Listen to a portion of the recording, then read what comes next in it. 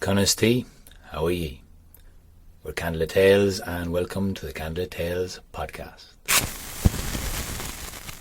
I'm Aaron Hegarty and I'm sitting down with my sister. I'm Sarah Hegarty and we founded Candlelit Tales a bit over 4 years ago. A little over 4 years ago, where we started telling stories and playing music and combining the two to keep the oral tradition of storytelling alive.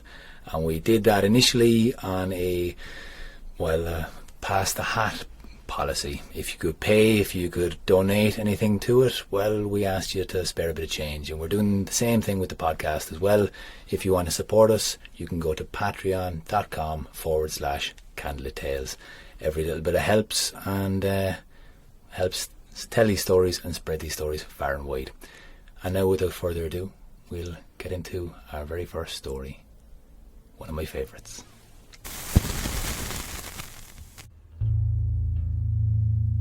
It was long ago in Ireland that the Fianna roamed.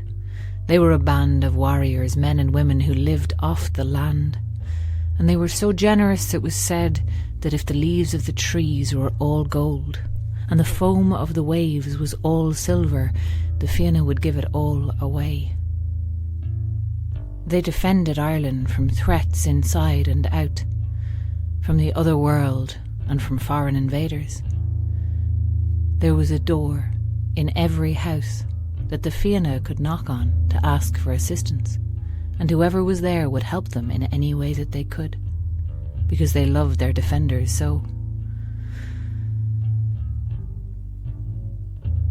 The leader of the Fianna was Fionn McCool, a great warrior with beautiful golden hair as lovely as a woman's. His son was named Oisín, the little deer, because Oisín's mother had been under an enchantment, though that's another story that we'll tell another time. Oisín became not only a great warrior of the Fianna, but a great poet, and his reputation spread all around Ireland and beyond its shores. One day, the Fianna were hunting in a place called Tala, near the hill of Allen where Fionn McCool lived, and in the forest there they saw a shaft of sunlight through the trees, and in that sunbeam suddenly there was a lady on a white horse. Now the lady was beautiful. All of the Fianna, all of these great strong men stared at her, with their jaws hanging and their tongues lolling and their eyes popping. She had golden hair down to her waist. She was dressed like a queen, and the horse she was riding was no ordinary horse. It seemed to shimmer like moonlight. She looked around at all the great heroes of the Fianna, and at the end her gaze came to rest on Oisín, who had fair hair like his father, but the liquid brown eyes of a deer. And she told him that her name was Niamh Cinnór, Niamh of the golden hair, and that she came from a land called Tirnanog, the land of eternal youth, where there was no sickness, no death, no age. She had heard stories of Oisín and the Fianna, and she had fallen in love with Oisín from afar, and she'd come there on that day to ask him to be her husband. Now Oisín looked around at his companions in the Fianna, looked at his father Fionn McCool and thought, well, this is about the best offer he was ever going to get. So he said yes. He leapt up on the back of the horse behind Niamh Cinnór, and she turned the horse's head ready to take him away to the land of eternal youth. But his father Fionn McCool put a hand out and stopped him and said, I have a fear in my heart, Oisín, that if you leave this way, I will never see you again. Promise me you'll come back. Within 3 years, you'll come back to visit me. And Oisín said, of course I will. Of course I'll return to Ireland. I love Ireland. I love you, my father. I love my friends of the Fianna. There's no power that could keep me away. And with that, Niamh Cinnór turned the great white horse's head to the west and travelled with Oisín all across Ireland and when they came to the coast they kept going. The horse travelled as easily over the water as he had over the land, and Oisín was taken into the other world, to a place called Tirnanog. Now he lived there happily. Niamh's family welcomed him warmly, the rulers of Tirnanog themselves, and Niamh was a wonderful woman and became his wonderful wife. They had 3 children together, and sure enough there was no sickness, no old age, no disease on this wonderful land. It was sunny every day, and the only rain fell softly at night while all were asleep. And there was as much there for the adventurer as there was for the poet. Hunts and feasts and fights. Everything easy and everything light. But from time to time Oisín would remember his promise to visit his father, and from time to time he would ask Niamh to take him back. But always, although she would agree, there would be some distraction, some entertainment, something he needed to stay for just a little while, and sure enough he'd forget about Ireland again. Now it seemed to Oisín that he'd been in Tirnanog for a couple of years, maybe 3. And then he went to Niamh and he insisted. He really put his foot down. He wanted to go back to Ireland. And so Niamh said, "All right, I'll lend you my white horse and send you back. But I warn you now, Oisín, son of Fionn McCool, Ireland is not what you left. You have been here longer than you know. And if you step 1 foot off the white horse onto the soil of Ireland, you will not come back to me. You will be lost to me forevermore." Now Oisín didn't quite believe her. He didn't think it had been all that long since he'd been in Ireland. He took the white horse, rode across the waves, came back to the shores of the land he'd once known, and found it changed, utterly changed. A completely different place. The great forests were gone. The great people were gone. And everywhere he went he asked for news of Fionn and the Fianna, and the people told him those were old stories about a gang of thugs that used to go around robbing people. Oisín was so devastated to hear that the Fianna were almost lost to memory, and where they were remembered so ill. He rode on to Almoon, to his father's house on the hill of Allen, and found there only tumbled stones with grass growing up between them. And then he knew. Niamh Kinor had spoken true. The Ireland he knew was lost to him. And so he turned the horse back to Tirnanog, to the new life he'd made for himself. But on the way, he saw some men struggling to move a great rock from a field they were ploughing, and, well, they were so much smaller and weaker than the men that Oisín remembered, the great heroes of his age, and he so much bigger and stronger than they. Well, he leant down to help, picked up the rock, threw it aside. But as he did so, the girth of the horse's saddle broke, and Oisín tumbled to the ground. The white horse sprang away, and Oisín realised how long he'd been gone. For all the years of all the time he'd been in the land of the ever young came back down on him now like a ton of bricks. And the people there saw this fine, beautiful warrior tumble off a horse and turn into an old, wizened man before their very eyes. So they brought him to the wisest man in Ireland at that time, a man called St. Patrick, who had brought word of a new religion and a new way to Ireland, and who had overseen its transformation from pagan to Christian, from a land of hunters to a land of monks and nuns.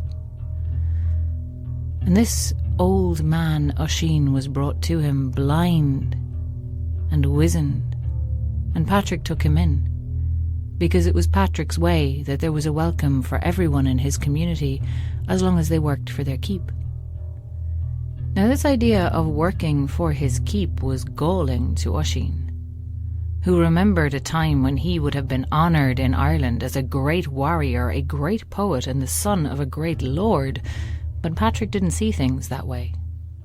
Patrick cared nothing for a person's birth, cared nothing for their deeds. He cared only for the kind of person they were in front of him, and for their willingness to work for the good of all, and for how well they observed the new religion, and their interest in it. And he quickly found that this old man had no interest in the new faith whatsoever. This wasn't enough for Patrick to kick him out. Absolutely not. That would be against his own beliefs to take in everyone who needed a place. But he certainly had no hesitation about putting Oisín to work. He was still immensely strong. Oisín used to carry rocks from place to place, lift heavy things, carry heavy weights. And he always used to check on the cattle to make sure they were okay. Being a man of ancient Ireland, he knew the importance of cattle. And every day he was given a very generous portion of food, an entire skillet of bread all to himself, an entire churn of butter, and a quarter of a cow. And he grumbled. He grumbled ferociously that this was not enough food for a warrior. Now Patrick began to grow tired of his grumbles and his complaints, and his exaggerated stories about living on a land of eternal youth, which Patrick was sure was not true at all.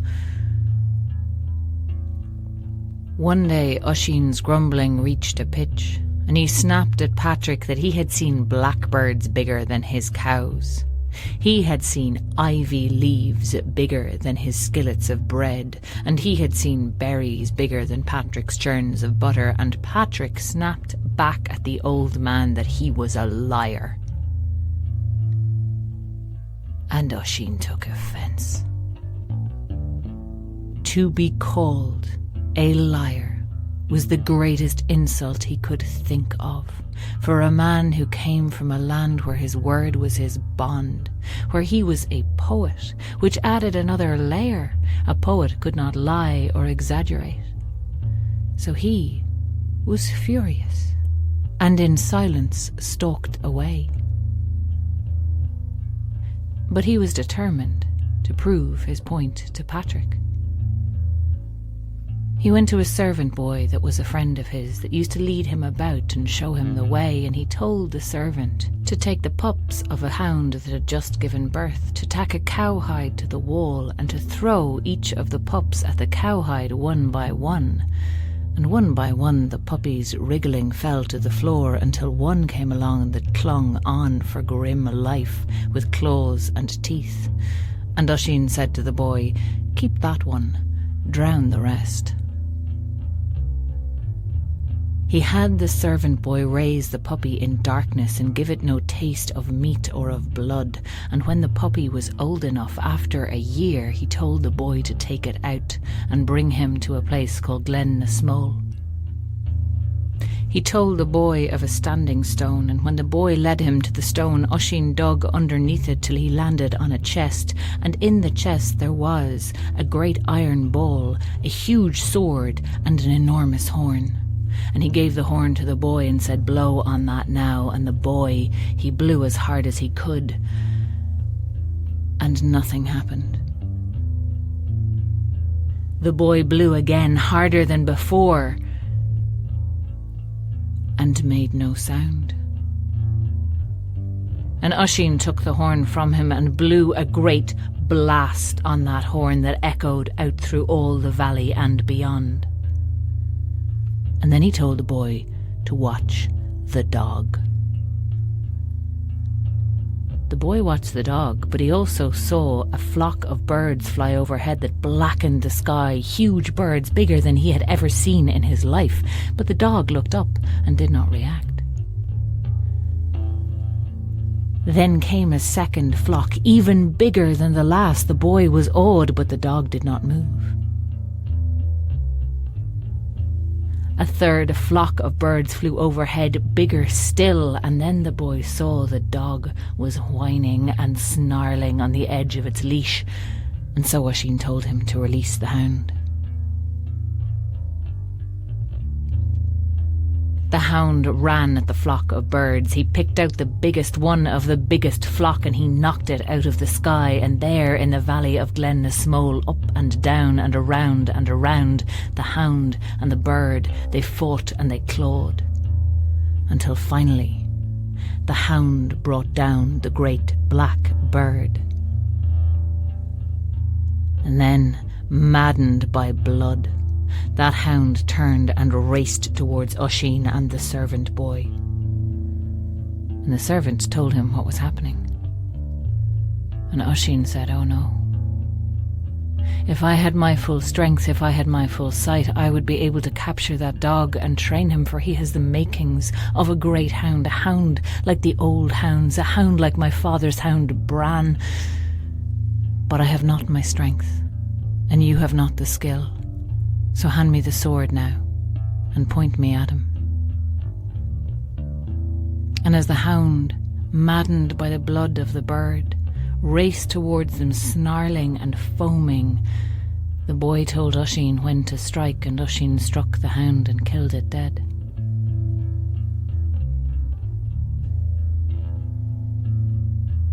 And then Oisín, the warrior poet of the Fianna, he dragged that black bird back to meet St. Patrick. And he asked Patrick to take a good look at that bird. And he said, "Well, Patrick, would you say that that blackbird is the size of one of your cows?" And Patrick said, "It's bigger." And then Oisín said, "And in its beak do you see how it carries a berry and an ivy leaf?" Patrick said, "Yes. And I know what you're going to say. That ivy leaf is bigger than my skillets of bread. That berry is bigger than my churns of butter. You're an honest man, Oisín of the Fianna." And it was then that Patrick knew that every word that Oisín spoke, no matter how incredible, was nothing but the truth. And he and Oisín began to converse in earnest. Oisín told Patrick stories of the Fianna, the great deeds they had done, the great heroes that were among them, and Patrick recorded those stories faithfully and truly, for he was an honest man and valued truth. But as Oisín was an old, old man, he was not long for this world, and as time went on, Patrick began to grow more worried for his friend, and determined to convert him to Christianity, that he might enjoy the eternal life that Patrick knew was waiting for him and the other believers. Oisín asked if he would see his hound in heaven, if he would see Bran and Sciolán, and Bran Og, that hound he'd killed in Glen Nasmole. And Patrick said no, animals do not have souls. They cannot go to God's house. And Oisín said he did not think that much of a man whose hospitality was so little he would not welcome in the hounds of the heroes. And he asked if his father, Fionn McCool, and old Fianna would be in heaven, waiting for him there. And Patrick said no. They were pagans. They had not believed. They were men who valued murder and slaughter, who gloried in it, and thought nothing of their immortal souls or the harm they did to others. And Oisín said, "Well, if they are not there, then where are my father and the Fianna?" And Patrick said, "Well, they're in hell. And Oisín, if you do not convert, it's there you are bound yourself." And he told Oisín about hell, the fiery lake, the torture of demons, what a terrible place it was to spend all eternity, and how he must escape those fires. But Oisín saw it differently.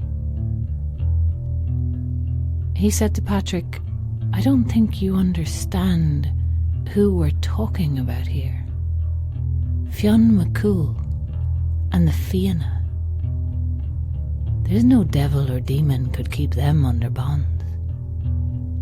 And if it's true what you say, that the God of the White Hands is so mean in his hospitality that only those who follow his rules are allowed in his house, then my father and the Fianna are certainly in hell. But I tell you now, if they are there, well, Either they have overthrown the devil and are ruling there themselves, or they've long since escaped. And it was there that Oisín said that he was bound. He would go to no house where his father was not welcome. And though he thanked Patrick for his kindness, his mind was made up. And Oisín of the Fianna breathed his last and went to find his friends.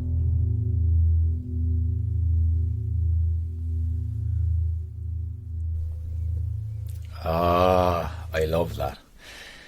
The idea of Oisín closing his eyes and wanting to be with his brothers and sisters in the Fianna, no matter where the fuck they are. Right down in hell, burning embers, fire, and fighting with the devils. Do you know what? Apparently there's a story. I haven't found it yet, but I've heard there is a story about the Fianna's escape from hell. I'm sure there is. In which Oscar is their rear guard, carrying an unbreakable chain and just wailing on demons. Having the greatest crack of all time. Like, I love it. I absolutely love it. But it's a funny one, and I guess this chat now is kind of about the story that I heard first and how that's changed, because you told me the story umpteen times. It's one of our kind of better known stories in Ireland that most school kids hear. You know, Oisín goes off to Tirnanog and the White Horse, and that symbolism is so kind of ingrained. I mean, there was that movie Into the West in the 80s with Gabriel Byrne that really kind of played on the imagery of the White Horse and Tirnanog. And yeah, that just brings a tear to my eye even just thinking about it. Tato. Why did Mammy die on my birthday? No, I can't go there. It's too emotional. But it is. It's because it's Tirnanog and it's going across the waves and it's the horse riding over it, and then it churns the heart, you know. And I guess that the imagery is so powerful of going to the other world. But then coming back, the first version of the story I heard was Oisín falling off the horse and turning into dust and dying.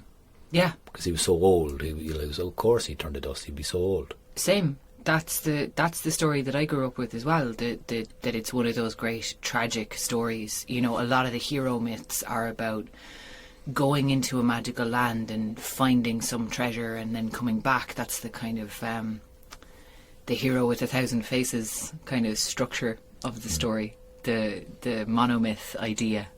And there are some stories in which the hero doesn't make the return journey. And Oisín falls at the last hurdle and dies. And that was kind of the tragedy of that was what I knew growing up. And so to find this addendum to the story, I found that really exciting. I thought that was just so interesting. And it's fantastic to have so much. And Richard Marsh has a brilliant translation of this, of how in depth he researched and found it, and so much more detail to the St. Patrick and Oisín conversations and the tasks he puts them onto. But what's the deal with Patrick grabbing Oisín and going, right, you're to work for me there now? By the way, if you can hear the grumbling, that is definitely a stomach that is growling because of food being digested. So apologies for that. I apologise for my stomach grumbling, and also the fact that my neighbour is hoovering at this precise moment. Thank you, neighbours, for picking this moment to hoover. We're in the shoffice. Did I mention we're in the shoffice? I don't know. I don't think people know what a shoffice is. Remember we made up that word? It's a shed and an office. Yes. Shoffice. I mean, I made the word up, so you don't have to explain it to me. It's not exactly a soundproof thing, but you know. You know what? It's not soundproofed yet, because we don't have no money. yeah. Patreon. No, hang on. Let's get back to what we're talking about, because I want to know why Patrick grabbed this old fella and put him to work. What's that about? Well, this is the thing with Patrick, is that he seems to, from these stories, he seems to have had his religious centres set up as a kind of a refuge for people who didn't have anywhere else to go. Like, Ireland was a very clan-based country and culture. Still is. If you ever put two Irish people in a room together, they will talk until they figure out who they both know in common. Oh, yeah. And that's like what we do. And I think that's a real ancestral thing, like, because it used to be of absolutely paramount importance to know who you were talking to. because your whole world was a web of alliances and feuds and conflicts, and who was on the same side as you and who wasn't was extremely important. And knowing who everybody was and being able to place them in a tribal culture is it's crucial. Mm-hmm. You have to know that before you can have a conversation. And Patrick was somebody who came into this culture and was not of it. And so he's also somebody who was from an early Christian tradition, which was a very egalitarian tradition. The idea there was that your physical form doesn't matter so much. Your material life is not as important as the life that came after you. Now, this is not the religion of later days that we're talking about. Mm-hmm. This is a form of Christianity that doesn't have institutional power. And we all know what happens when you give human beings institutional power. Yeah, regardless of the ideology, it's not a good thing. It's a real bad idea, especially if you take away accountability, because humans got a human, and some things that humans do are really bad. Yeah. But trust St. Patrick, the old Welsh lad, to come over and go, oh, okay guys, here we go, we're going to do something a little bit radical, alright, how about we believe in the Holy Ghost and the Spirit and all of the Mother and the Father, really? I can't believe you've gone Welsh. What are you talking about? It's Paddy, St. Patrick. Do you hear what I'm saying? I do, but stop now. Okay, sorry. So... We're getting a bit serious, I just need to lighten it up a bit. I mean, did you? But okay. So yeah, Paddy, who didn't sound like that. St. Patrick, who came over from Wales, or possibly from France. Don't do a French accent. Okay, I won't do a French accent. Yeah, he's... The way that I kind of conceive of his centre was somewhere that outcasts could come, somewhere where people who didn't have another place could come, because he's not concerned with hierarchy, and he's not concerned with temporal power. He's concerned with, your soul, and what kind of a person you are, and what kind of deeds you do. And so he had it set up that anybody could be there as long as they worked. And actually, I think it's really interesting that even though he continually has these conversations with Oisín, and by the way, this story goes on for a long, long time. That was a quite truncated version, because Oisín keeps going on these segues about adventures he had with the Fianna, and Patrick keeps bringing him back to yes, but your soul. So it goes on for a long time. But the fact of the matter is that Oisín's not kicked out for not buying into the ideology. Right. This is not a case of I'll let you stay here and, be fed and work for your keep as long as you sign up.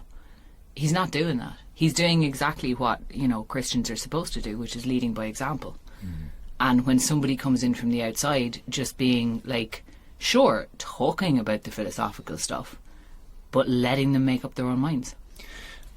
Okay, so Oisín came from, the land of the Fianna, and they were free and they roamed.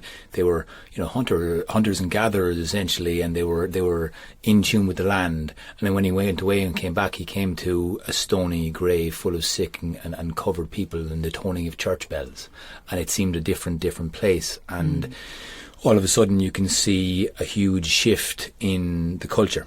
And you can see then that he comes in expecting to be welcomed, and yet Patrick kind of beats him down a level, does he? I think Patrick kind of does take him down a peg, because Oisín, the Fianna are used to being hosted, and they're used to a tradition of hospitality, and also, by the way, an extremely hierarchical culture. So it's not just that Oisín is expecting hospitality because everyone gets hospitality.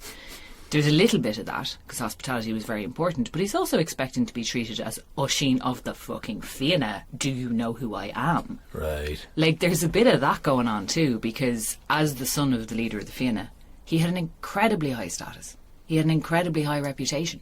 He would have been able to walk in anywhere and just be given whatever he wanted. That was the tradition of the Fianna door. You had an extra door in your house that the Fianna could knock on. And just one day they might be oh, here, I killed an extra deer. There, it's yours. And another day they might be oh, my shoe fell off. Can I have your shoes? And whatever it was, you just helped them out.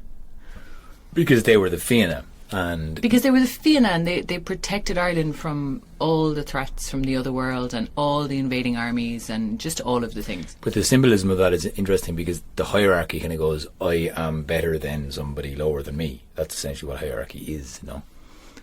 Yeah, I think there's a different...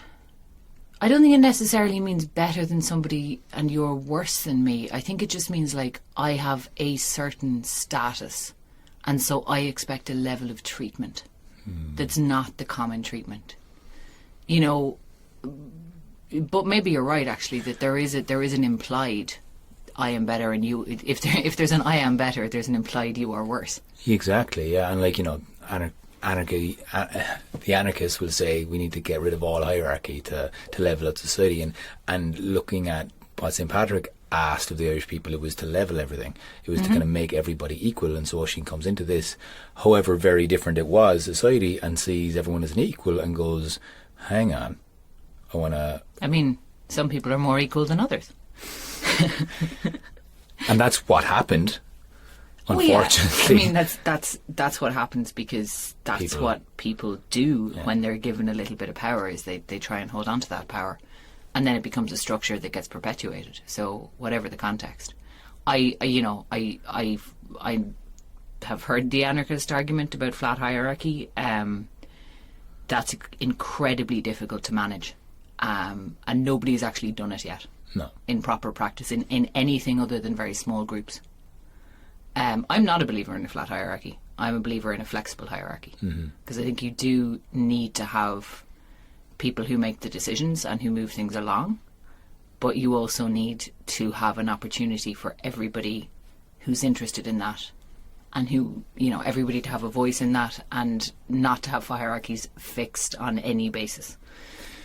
So, in terms of, I guess, our romantic view that Yeats painted for us of the pagan ways, you know, and this romantic ideology that we have associated with all the Fianna times, and then the reality of it, in comparison to the Christian times as well, we tend to land pretty heavily, certainly nowadays, on the Christian bad and pagan good. A lot of us do, and I think a lot of people of our generation in Ireland particularly have this kind of romanticised notion of paganism.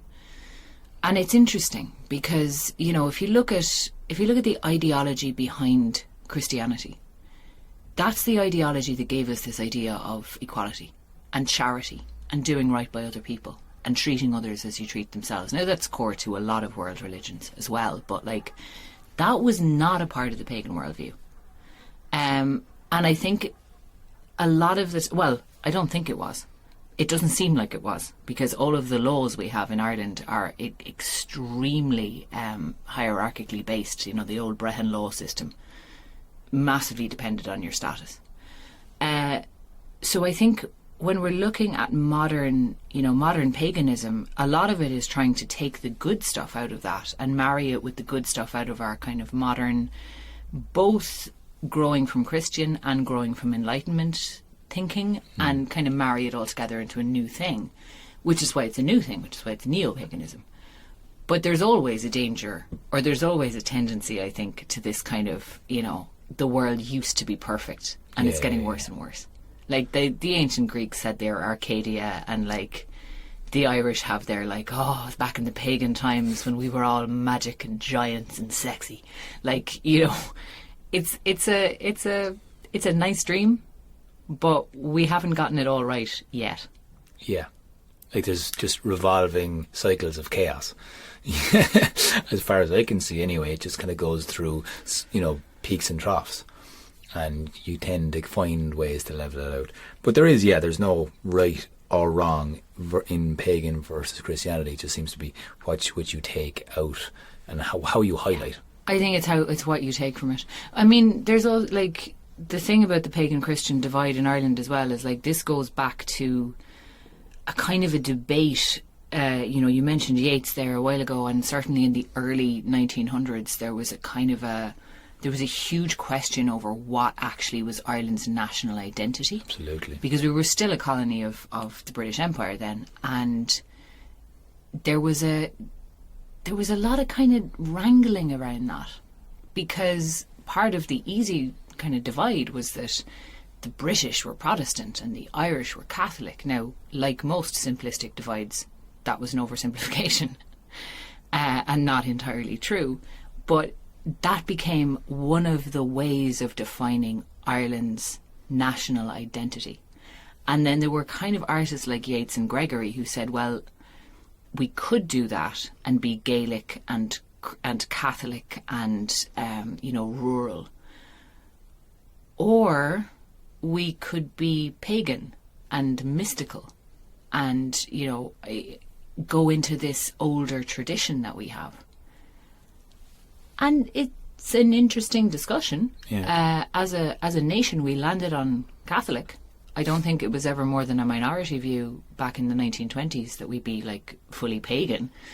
It was certainly the view of William Yeats and Lady Gregory, but Jim Stevens as well, I guess. But there were a number of artists actually working around that, but it doesn't seem to have been like a popular movement. Whereas when we gained independence and after the Civil War in Ireland, we ended up handing the Catholic Church an absolutely enormous amount of institutional power with absolutely no oversight. And that led to a situation where, like, I grew up in the 80s and 90s hearing, like, it seemed like every feckin' week there was a new report coming out about child abuse, about rape in the Magdalen laundries, about child sex abuse, about beating up children and tying them to beds, like, just the absolute horrific stuff that's still coming out. You have that whole thing about the Tune babies that was only a couple of years ago. Like, awful, awful abuses, because this group of people were given total power and total deference and no oversight and were put in charge of vulnerable people. And that's, again, people given power, not necessarily the ideology behind it. And I think it's very important to make that distinction. I agree, and I think that's one of the things that certainly I've been I feel like there's been a little bit of a sort of a journey for me anyway, getting past the anger at the Catholic Church in Ireland and looking at, okay, but what was the actual philosophy there? What were these people actually saying, and is there something of value in that? And I think, genuinely, I think there is. Like, you look at Christian mystics like the Little Flower or Meister Eckhart, and they have some profoundly wonderful things to say that don't deserve to be thrown out. John O'Donoghue, again, a man who started as a priest, and Anam Cara, who went back to the old poems and Old Irish to find the relationship with the land and what you're doing. And Moriarty as well kind of researched that as well. But I guess, without getting too literary about it, I kind of always find that these stories represent a meaning, and the other world that Oisín goes to, the other land, it can signify something, and it can be something poetic, and it can be something beautiful, and it can be very, very far away. And in the end of this story, he goes to another world, and at the end of our life, we go to potentially another world, but this other world can be right next to us and in us and around us, and when we only see light waves of a certain frequency and hear sound waves of between a certain bracket, you're aware that there's so much going on. Yeah, that we are not perceiving. Absolutely. There is so much going on that we're not perceiving. And I love that idea as well, because it gives such a sense of like everyday magic and kind of imminence. And certainly in Ireland, you're walking around and a mist rolls in. There is that sense of like, oh, I'm right next to something else here. Yeah, and that's where walking up a bloody hill and just feeling the breeze in your face takes you off into another world, and that's where you can feel, even going to an island, you're kind of going into a different land, a different place, and a different energy. And I think that's where I always step aside a little kind of cognitive dissonance I have between the meaning of a story and just the feeling of it, and where it takes you to, and where you can just kind of sense something else or almost. Oh yeah, and I think that that's a lovely thing as well, to like, we can go really deep into the analysis of these stories. Oh, we don't need to. We can also just listen to them and see where they take us, and Absolutely. that's beautiful as well. And that's what your job is, to see what see what this means for you and where it transports you to. And maybe you like these chats, maybe you've just listened to the story and want to hear a little bit less chat, but let us know. We're open to more comments, and we've thanked a number of people who've gotten back to us and requested stories so far. We're getting to them, we promise. Yep. We're doing 2 a month at the moment, because that's just about all we can manage. Yes. There's quite a lot. And this month is pretty intense. Now, this month is pretty intense. We were talking a little bit ago about the Magdalene laundries, and how, you know, under the church, a lot of the reason for anger is how people who were inconvenient, be they illegitimate children or women who had sinned, were shoved off out of sight of the rest of the population. But, you know, a lot of Irish people will be aware that we're still doing that. It has nothing to do with religion now, and it has nothing to do with sex, but we are still taking people who are inconvenient and shoving them out of sight. Yeah, the modern day Magdalene laundry is known also as the direct provision, which is a black stain on us. I'm sorry, it's awful. But Aaron, you particularly have been collaborating with artists in direct provision and a few others to create a show. Yeah, I've been very lucky to be invited by Siobhan Quinlan, a brilliant producer and singer herself, that teaches music up in Mosney, one of these direct provision centres where people seeking asylum are relocated, moved around, their families chopped up and kind of split up. And I've just been working with 3 amazing poets, writing their own pieces and putting them into retelling one of our stories with the Candlelit Tales musicians, Rue and Oisín, and a brilliant musician, Farah L, who works down there as well. And a theatre practitioner and director has been giving me a hand as a co-director, Raymond Keane. So I've been very, very lucky to have this collaborative process going on. It's been great. Mm-hmm. So that's been going on, and will be going on in St. Patrick's Day Festival. But that is going to be upcoming for those of you who are in Dublin over the next couple of weeks, or rather over the next week, because we have a lot going on. Both this land and our own Candlelit Tales storytelling show in Whelan's on the 18th. But you'll find more details on that in the post-show notes. If you have any comments or want to contact us about anything, let us know. Till then, keep her lit. This podcast was produced by Oisín Ryan. The story was by Sorcha Hegarty, and the music was by Oisín Ryan. If you'd like to help support us with these podcasts, you can go to patreon.com/Candlelit Tales. And if you'd like to find out more information about our upcoming live shows and our previous catalogue of podcasts, you can go to candlittales.ie. The podcast is on SoundCloud and will be available throughout various devices according to technology. See how that goes. Now, this month is very exciting for us because we are launching Candlelit Theatre, something that we've talked about a number of times. We've done shows in theatres before, and now we're making a bigger distinction between Candlelit Tales, our monthly gigs, and those shows that we do in the theatre. We're having a very immense project at the moment that we've been collaborating with a number of spoken word artists, as well as fantastic musician Farah L and the great co-director Raymond Keane, fabulous actor and performer himself, has been giving us a lot of help with Siobhan Quinlan to bring about this land. A show in collaboration with St. Patrick's Day Festival. It's on the 15th and 16th. It's on the National Concert Hall and the Civic Theatre. So if you'd like to find out how to get tickets for those very special shows, go and see the show notes at the bottom of this. It'll be a very exciting weekend, as St. Patrick's Day Festival will be, and we're also, as part of the festival, going to be having our own Saints and Sinners show on the main stage in Whelan's. Now this is a chance to see the homegrown brilliant shows that we always bring to our live audiences in our own unique way, celebrating paganism and Christianity in their own unique ways. And this show will be on in Whelan's, the main stage, so you can get tickets from their website, whelans.com. And until we have more information for you lads, keep her lit. You.